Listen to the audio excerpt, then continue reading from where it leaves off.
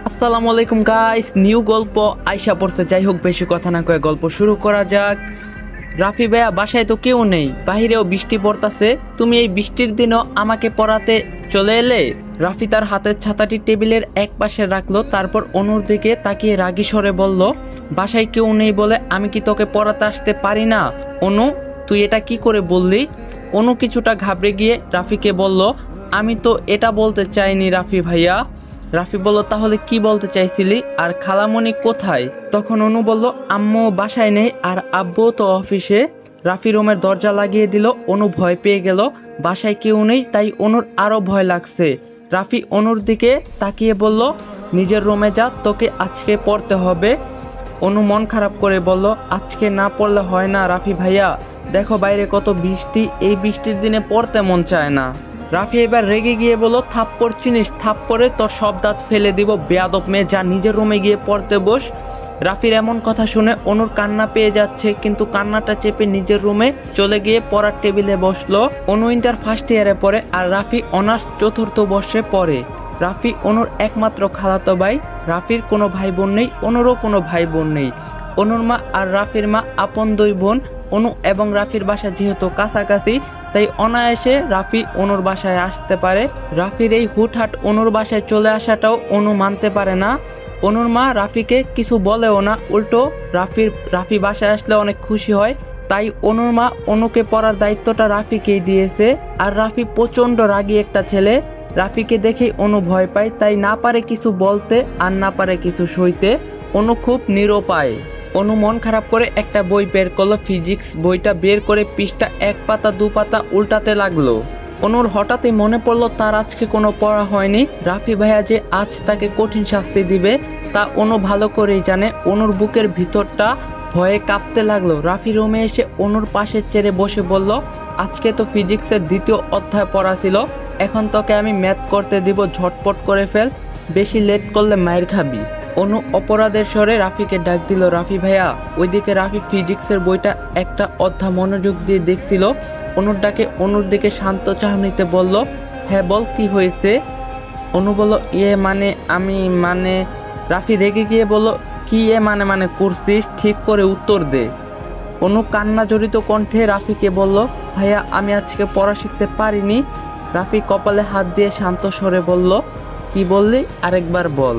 রাফি ভয়ে কাঁপাকাঁপি অবস্থা হয়ে গিয়েছে। রাফি এত শান্ত স্বরে কথা বলছে মানে আজকে বাইরে এই ঝড় বৃষ্টির সাথে অনুর কপালেও ঝড় বৃষ্টি আছে। অনু কিছু না বলে একদম চুপ করে হাত গুটিয়ে বসে রইল।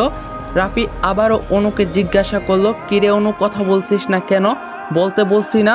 শেষের কথাটা রাফি এত চিৎকার করে বলল যে অনু ভয়ে কেঁদে দিল। আবার বলল, আমি আজকে পড়া শিখতে পারিনি। রাফি বলল, কেন শিখতে পারিসনি? অনু বলল, কিছুই ভালো লাগছিল না। রাফি এবার রাগের দৃষ্টিতে অনুর দিকে তাকিয়ে বলল, মস্করা করা হচ্ছে, তুই বসা থেকে ওঠ। অনু তাই করলো, চেয়ারে বসা থেকে উঠে দাঁড়ালো। রাফি অনুরে আলমারির দিকে ইঙ্গিত করে বলল, ওই দিকে গিয়ে দাঁড়িয়ে 200 বার কান ধরে উঠ বস করবি, কোনো চিটিংবাজি করবি না, আমি গুনে গুনে দেখব তুই কতবার কান ধরে উঠ বস করলি। বাইরে জোরে বজ্রপাত হলো। রাফির কথা অনু অবাক হয়ে শুনছে। নিজের খালাতো ভাই এতটা নির্দয় হয় তা অনুর জানা ছিল না। অনু মিনতি করে রাফিকে বলল, এবারের মতো আমাকে ক্ষমা করে দাও রাফি ভাইয়া, আমি এবার থেকে প্রতিদিন পড়া শিখে রাখবো। রাফি বলল, কোনো ক্ষমা নেই, যা বলছি তাই কর, কান ধরে উঠ বস কর। তখন অনু বলল, আমি পারবো না। রাফি বড় লাঠিটি হাতে নিয়ে বলল, তাহলে লাঠির আঘাত খাবি। অনু ভয়ে ভয়ে রাফিকে বলল, না না না, আমি কান ধরে উঠবস করছি। অনু রাফির কথা মতো কান ধরে উঠবস করতে লাগলো আর রাফি উঠবস গুনতে লাগলো। অনুর কাছে রাফি পৃথিবীর সেরা নিষ্ঠুরতম মানুষ মনে হচ্ছে। 40 বার কান ধরে উঠবস করে অনু হাঁপিয়ে গেছে আর উঠবস করতে পারছে না বলে রাফিকে বলল, রাফি ভাইয়া আমি আর পারছি না, পায়ে ভীষণ ব্যথা করছে, আমাকে আর উঠবস করতে বলো না। তখন রাফি বলল, এখনো তোর 160 বার কান ধরে উঠবস করতে হবে অনু, কোনো ক্ষমা নেই। তখন অনু বলল, রাফি ভাইয়া তুমি আমার সাথে এমন কেন করতাছো?